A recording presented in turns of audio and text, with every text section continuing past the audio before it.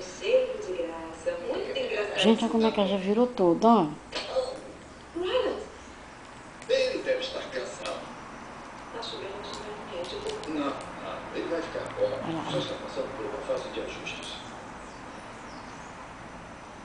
Obrigada. Vou pegar a nossa jogo de Olha lá, olha lá. Tô quase te dando um empurrão, viu? Olha lá, olha lá. Tô te devendo essa. Você me salvou com aquele passarinho. Como foi que fez aquilo?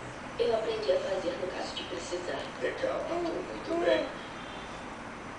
Tá bom. Ó, ó, ó, ó, ó. Ó, ó, ó. Virou, virou. E as suas costelas? O chão vai Tira essa perna sua daí. Essa aqui, ó. Então, aí. permitir que a sua mãe dar dor no estômago. Acho que é dor na consciência. Você estava esperando que fosse digestão. Olha, deixem as costelas melhorarem. E quando voltarmos da final, vá até minha sala e eu vou deixar Isabel. você ver o troféu à vontade. Mas eu quero competir com vocês. Não vai dar. Mas eu tenho que subir naquela corda. Não vai dar, beijo. Peraí, sabe o que é ter? De viver a sua vida inteira como um perdedor? Com as pessoas Isabel. rindo nas suas costas? Bela.